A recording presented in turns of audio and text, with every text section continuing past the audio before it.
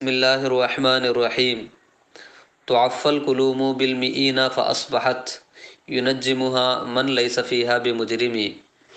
گزشتہ درس میں یہ بیان کیا گیا تھا کہ عرب کے دو قبیلوں کے درمیان ایک گھوڑے کے نتیجے کے معاملے میں، ایک گھوڑے کے آگے نکلنے کے نتیجے کے معاملے میں لڑائی کا سلسلہ شروع ہوا اور لڑائی 40 سال تک دراز ہو گئی۔ اس دوران ہزاروں افراد کی جانیں گئی، بے شمار افراد قتل کر دیے گئے۔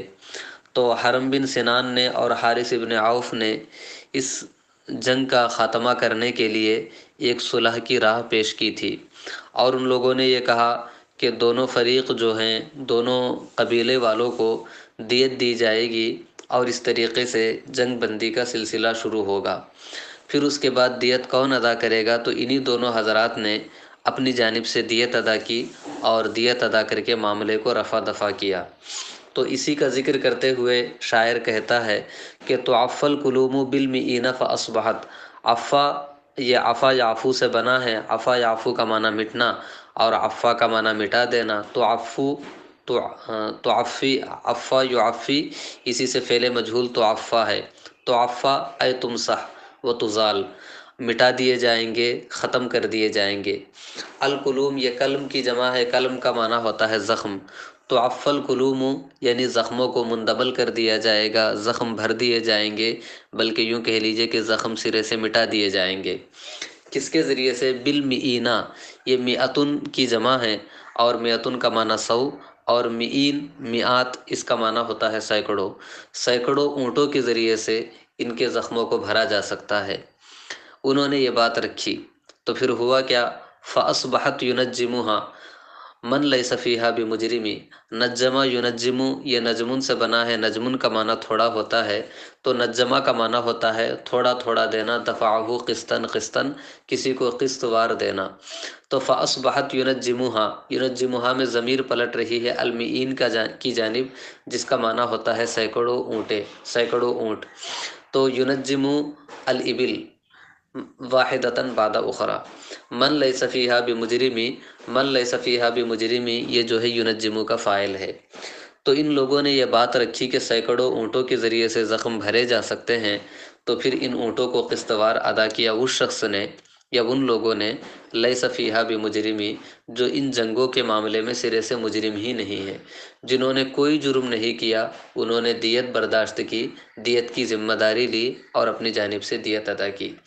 واقعی ایک ایسا عظیم کارنامہ تھا کہ جس کے لیے ایک دو نہیں کئی ایک قصیدے لکھے جاتے تب بھی کم ہیں۔ ینجمها قوم لقوم غرامة ولم یحرقوا بینہم ملء محجم۔ کیسے ادا کرتے تھے؟ تو شاعر نے کہا ینجمها، نجمہ قسط وار ادا کرنا، ہا ضمیر کا مرجع وہی المئات من الابل، کہ سینکڑوں اونٹ ادا کر رہے ہیں۔ کون؟ کہا قوم لقوم غرامتاً، یہ قوم دوسری قوم کو، الغرامہ کا معنی ہوتا ہے کہ جس کی ادائیگی ضروری ہوتی ہے، یا تو تادیبی طور پہ یا پھر کسی چیز کی عوض کے طور پہ۔ تو غرامہ کا معنی جرمانہ ہوتا ہے، تو بطور جرمانہ، بطور تاوان کے یہ قوم دوسری قوم کو یہ سینکڑوں اونٹ ادا کر رہی ہے۔ ولم یحرقوا بینہم ملء محجم، اور یہ حال واقع ہے ماسبق سے، اور صورت حال یہ ہے کہ ان لوگوں نے خون نہیں بہایا ہے۔ احرقا اور اراقا، اس کا معنی ہوتا ہے بہانا۔ ولم یحرقوا اے لم یسیلوا دمعا، دمن، کہ انہوں نے نہیں بہایا، بینہم آپس میں، ملء محجمی، محجم جو ہے آلت الحجامہ کو کہتے ہیں۔ تو حجامت یعنی فصد لگا کر کے خون نکالا جاتا ہے، تو اس میں ایک چھوٹی سی شیشی لگا دی جاتی ہے جس میں خون جمع ہوتا ہے، تو وہ جو محجم جو آلہ ہوتا ہے، اس کا آلے کے اندر جو خون آتا ہے وہ ظاہر سی بات ہے بہت محدود ہوگا، پھر وہ جا کے شیشی میں جمع ہوتا ہے، وہ قارورہ الگ ہے۔ تو محجم جو خون نکالنے کا آلہ ہے اس میں کتنا ہوگا؟ بہت تھوڑا سا خون ہوگا۔ ملء المحجم اسی آلے کے برابر، یعنی ذرہ برابر کے معنی میں، آلت یعنی ملء المحجم یعنی الدم ما یملؤ المحجم، اتنا خون جو کہ محجم آلہ حجامت کو بھر دے۔ ولم یحرقوا، تو شاعر کہتا ہے کہ یہ قوم دوسرے قوم کو بطور تاوان سینکڑوں اونٹ ادا کر رہی ہے، اور صورتحال یہ ہے کہ انہوں نے حجامت کے آلے کے برابر بھی خون نہیں بہایا، ذرہ برابر انہوں نے خون نہیں بہایا تھا۔ لیکن کیا کیوں ایسا؟ اس لیے انہوں نے کیا تاکہ جنگ بندی ہو جائے۔ فاصبح یجری فیہم من تلادکم فاصبح یجری فیہم من تلادکم مغانم شتیٰ من افعال مزنمی۔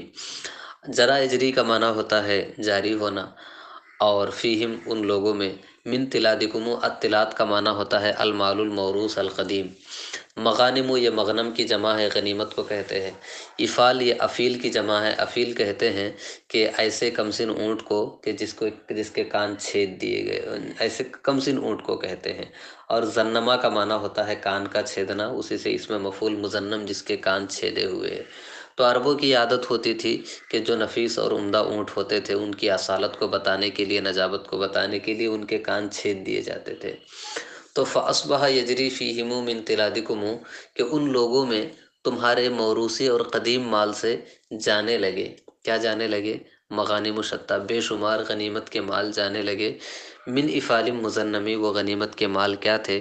تو کہا کہ کان چھدے ہوئے کم سن اونٹ۔ افعال جو ہے یہ دراصل افیل کی جمع ہے، تو اس اعتبار سے مزنمتن ہونا چاہیے تھا، لیکن چونکہ افعال کتاب کے وزن پہ ہے، جمع ہوتے ہوئے بھی واحد کے وزن پہ ہے، اس اعتبار سے مزنم واحد لایا گیا ہے۔ تو کہا کہ کان چھدے ہوئے کمسن اونٹ جو ہے ان میں بطور غنیمت پیش کیے جانے لگے۔ الا ابلغ الاحلاف انی رسالتا وزبیان هل اقسمتم کل مقسم۔ الا سنو، ابلغ کا معنی ہوتا ہے پہنچا دینا۔ حلیف کی جمع احلاف ہے، جن لوگوں سے حلف لیا جائے، قسم لی جائے، وہ ہماری حلیف قوم ہوتی ہے۔ انی رسالتاً کہ جن لوگوں سے حلف لیا گیا، جو ہماری حلیف قومیں ہیں، جن لوگوں نے باہمی نصرت و تعاون کے لیے حلف اٹھایا، ان لوگوں کو میری جانب سے یہ قسم پہنچا دو، یہ پیغام پہنچا دو۔ وہ زبیانہ اور قبیلہ زبیان کو بھی یہ خبر پہنچا دو کہ حل اقسمتم کل مقسمی، حل یہاں پہ قد کے معنی میں ہے کہ اے لوگو تم لوگوں نے پوری پوری قسم لے لی ہے۔ اقسمہ کا معنی ہوتا ہے قسم کھانا، کل مقسمی مکمل۔